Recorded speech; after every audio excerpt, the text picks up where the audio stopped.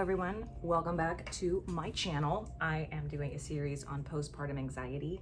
I have to say it's been very therapeutic to log how I'm doing, how I'm feeling, even if it's like one minor story and like how I'm processing that, and thank you for being a part of that. I'm not a doctor, I'm an actor, like an actual actor, like I make my living out of acting and performing. And I'm an arts educator, so that means I dance and I teach it, and I also advocate for it. And I am also a first-time working mom. So this is my chapter 4 of postpartum anxiety journey, because it is one thing that I'm dealing with. And I know there's so many other moms dealing with it, especially all you pandemic mamas or pandemic pregnant ladies. Welcome to normal living. This is a smoothie that I made.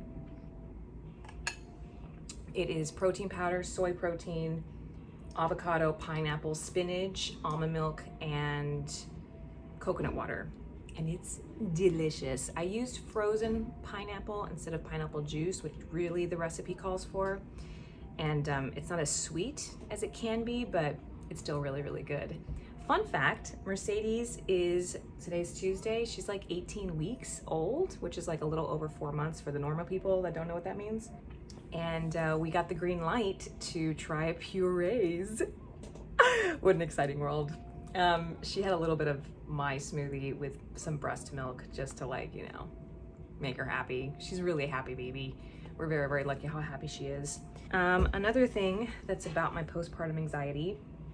By the way, I'm gonna be putting makeup on this entire session because I have a Zoom call with an agent that I might be working with my manager, and we are going to see if we are a match. It's literally like, please, I mean, the idea is like, please, I hope you like me. That's not the idea of these agent meetings. It's like, do I like you? Do you know what I'm saying? So I cannot wait to use that energy when I look into like kindergartens. You know what I mean? Do I like you? Because you're gonna like my kid. Anyway, so one update from this week is I went to an outdoor gathering, picnic. Philip has not stopped working since the pandemic started. He is the music minister at our church, and he has been live streaming and working with a small crew. It used to just be me and the 2 other ministers. Oh, by the way, I got this at the picnic I'm about to talk about. It's a unicorn, in case you're wondering. It's very temporary and very fancy. Anyway, he's been working and He's been working nonstop, and we've had to face the possibility of getting COVID since the very beginning, because we, you know, felt that it was still our duty to keep church services going.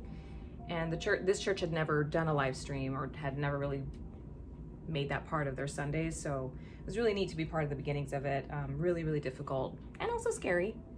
And now cut to 2021, Mercedes is 4 months.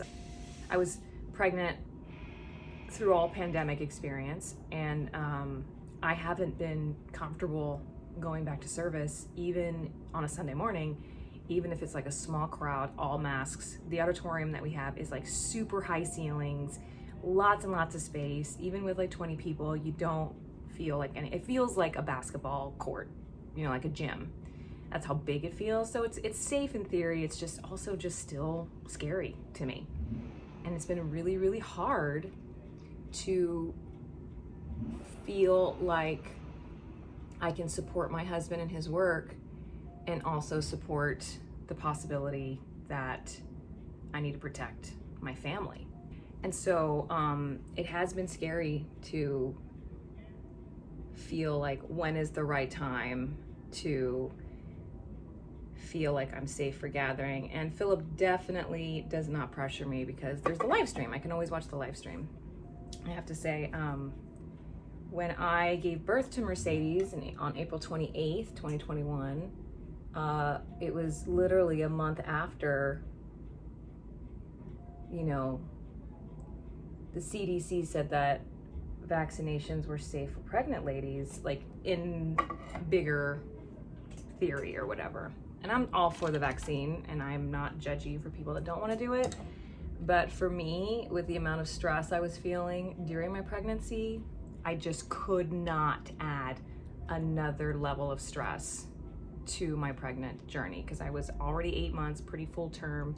And I was like, just to even like feel like I have flu symptoms as a possibility because of the vaccine, I just mentally can't stand it. I can't. So Philip and I decided as a family to wait until I was 6 weeks postpartum with that big marker with your OB, like you're good, you're healthy, you know, breastfeeding is somehow in any way, you know where you are in that journey a little better than you were at the first 6 minutes. So that was always our plan. And we stuck to it. And literally on the 6 week mark, I was offered a job to perform for PBS across the country. We live in LA and the job was shooting in Washington, DC. And I was like, Philip, to say yes to this, I literally have to get vaccinated yesterday.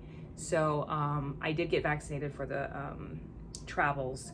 And it was the first time I was exposed to any sort of public, was an airport in the middle of the summer, the closest airport next to Disneyland, okay? So it was a major, major culture shock. And I did it, and I made it happen. I even pumped and did a whole crash course thanks to all the other YouTube mommies. If you are interested in wanting to know what it's like and what's needed, I'll put the videos of all the YouTube moms that I followed and I learned from when it comes to traveling and pumping.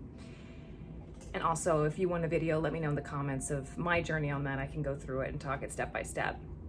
The point of this video, though, is talking about that barbecue that I went to this past Sunday, like at the end of August.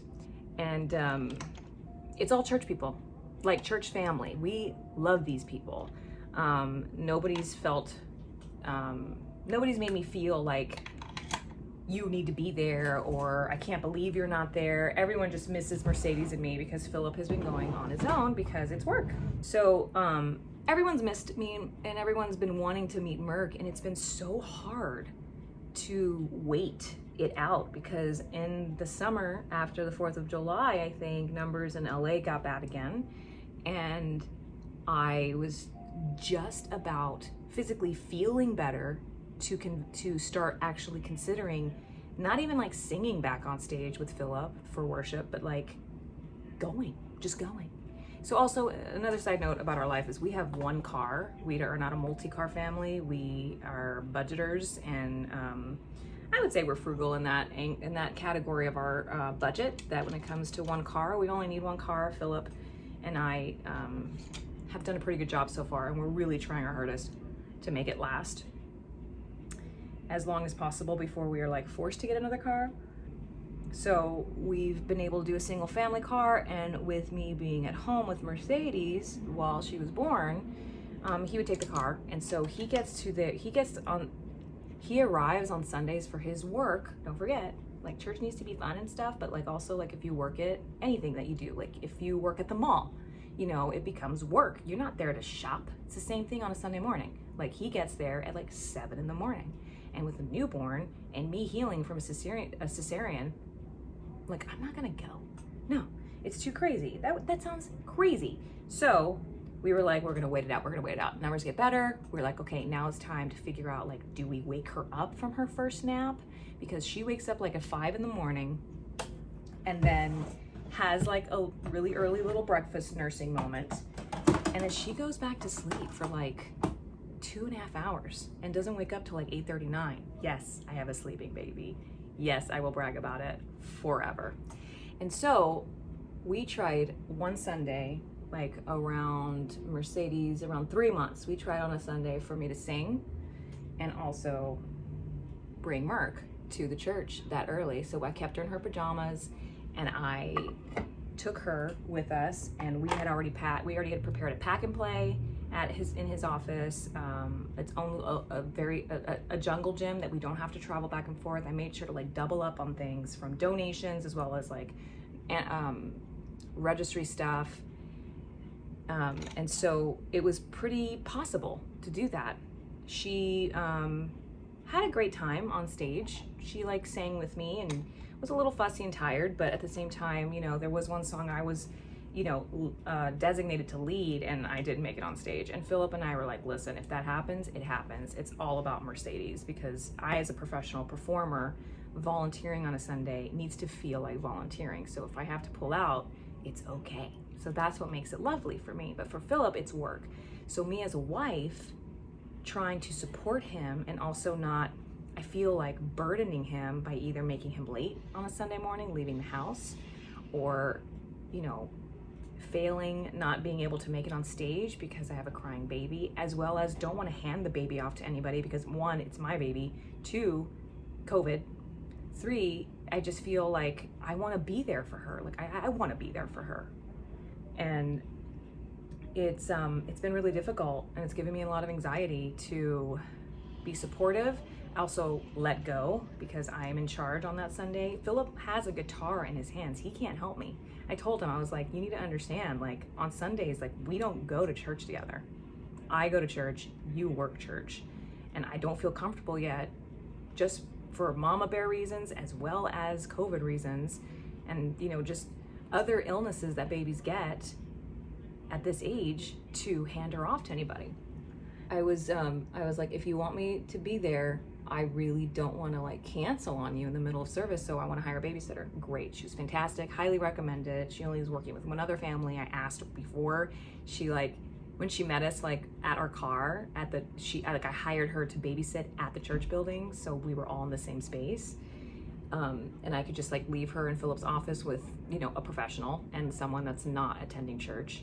Before she even like walked with us into the building, I asked her if she had been around anyone that has been sick, and she was like, oh, I wouldn't have come if that were true. And I was like, girl, I gotta ask. This is a whole new world.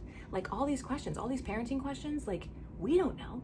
And much less, like, I don't even have kids in elementary school, and all the school thing, like I feel almost grateful that I have like a less of a high stress of situation. So all you mamas out there that have kids in school or preschool or daycares, my heart goes out to you. There's a really great podcast episode on the Daily podcast about COVID questions with parents, from parents, and I'll drop it down below because it really gave me some great insight that I'll share. So that service went well, but however, it was exhausting, like to see what time she wakes up between the range of 3 a.m. to 5 a.m. to then start the clock on, her cycle of sleep, eat, play that is now starting to extend ever since she hit like 3.5 months. I have to say also, despite all of this stress and all of this thinking ahead, the first service that I went to, like singing and people saw her for the first time, I got a canker sore because I was so stressed out. Like, oh my God, people are getting close. And I had to really talk that out with Philip, because I was like, I'm living in fear. Like I'm living in absolute fear of the unknown combined with the known, of what's possible. And that idea, like one time I relax, something could happen. And we've had some close scares with friends and colleagues that have gotten ill, and literally I was supposed to meet them the day before they were tested positive, and they were getting chills and stuff. So it's just a lot. It's just a lot to gamble, and I don't want to gamble with my kid. Despite all this, just so you know, I miss everybody. I miss my church family. We don't have family in Los Angeles. We don't. The closest family we have is in Las Vegas. And I have to say, it's been so difficult not seeing people. Like, I'm so grateful for the live stream. I'm so grateful the chat is like lit every time I'm on there, and we're all like saying hi and talking to each other, and we can FaceTime and have like small group stuff, but it's not the same. Church is fun when you're in person. And if you're an oldie or if you're a youngie when you go to church, and if you've never gone, like, or any kind of like, you can even like replace what I'm saying about church with like Coachella, or you can replace that with the big state fair. Like, it's not the same, it's something that you really miss, that social skill. And on top of it, Mercedes, my baby, I'm a firm believer that, getting a cold or two is good for a baby. It's good for you to grow an immune system, and we just can't like in any way like dabble in that right now.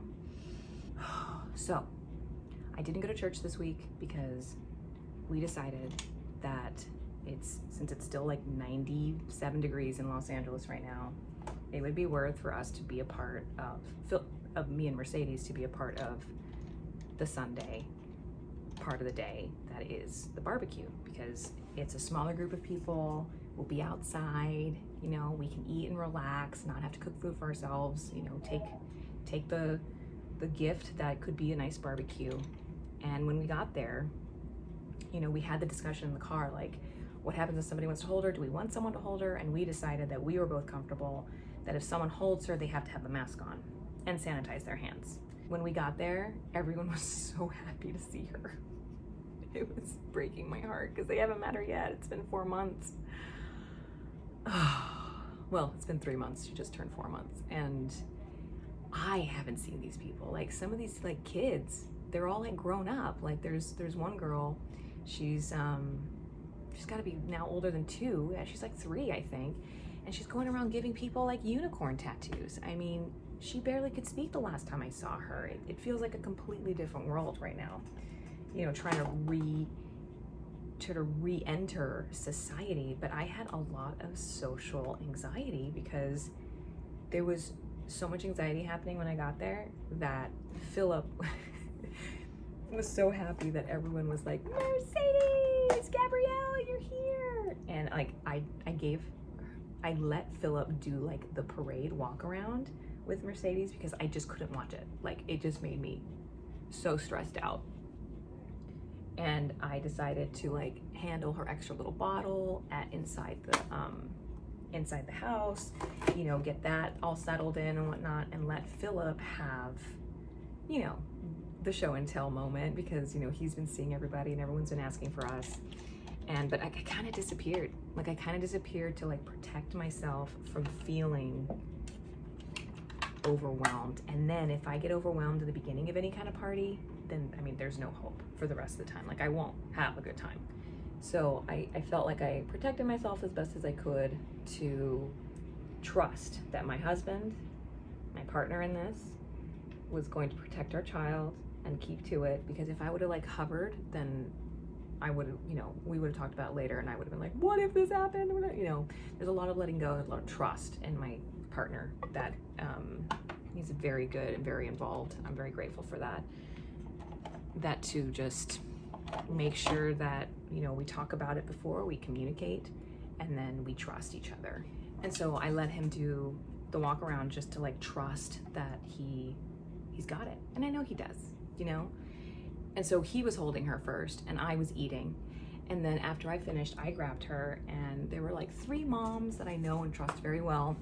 And moms like, no, I would say like 4 or 5 moms were there, but 3 moms with like grown children, you know what I mean? I knew they all wanted to hold Merc, and so I let them with the mask on, and I enjoyed it, and I forced myself to enjoy it because there are certain points of my anxiety that I need to let that monster back in the closet and allow myself to be present instead of fearing the unknown future. Do you know what I'm saying? And it was enjoyable. And I had a glass of wine. Oh yeah, that's what that bottle was for, you guys. So I could have a glass of wine. But before that glass of wine, I did give her a little bit of the boob. And my girlfriend, who was hosting the barbecue, she was like, I have a little space for you if you want to breastfeed, no problem, it's cooler in there. And I took advantage of that. And the mom I was talking to the moment, she was like, but you know, if you want, you can like stay here, it's not a big deal. And I was like, no, I think we'll have a little bit of quiet time. And it's not like I'm embarrassed to like pop my boob out and cover. Like, I think I'm a pretty good MacGyver and swift with the costume change in the immediate public moment. And I don't think anybody would judge me for that. But I needed time away from people. Like, I needed space, and I needed to have a check-in with my baby, who was happy on my boob in the very beginning before the wine. And she was okay. And it's been 5 days, we're all okay, nobody's sick. And it was so nice to see people. Man, I miss seeing people. Like, there's nothing like it. And we're having to wait it out and be careful and be mindful every time we make those decisions. So if you're going through that too, mama or partner, supporter, you are not alone, because every decision we make has a risk, and every decision we make also has a benefit. So I think every decision a family makes for themselves is customized to decide what benefits and what is the risk, like which one outweighs each other in this specific decision. And those happen all day long, hour to hour. So that is my post for today when it comes to my postpartum anxiety. It was a lot to deal with, and I'm also glad that I dealt with it, because like I've said in another blog before, is like, we don't need to do anything. There's no coulda, shoulda, woulda. There's just like, hey, we're doing it, and that's all that matters. So you matter. I hope you're supported. I hope you're talking about anything that's going on in your life and being communicative with your tribe. And thanks for watching. You can subscribe, because these are coming a lot, because I have a lot to say and a lot to think about. I'm so grateful I could say it out loud with you all. If you have similar stories, you're welcome to leave comments below and be supportive with other mamas going through this. You can follow me on Instagram. That's where I'm most active. And you can click the notifications to know when the next one comes out. Have a great day, you guys.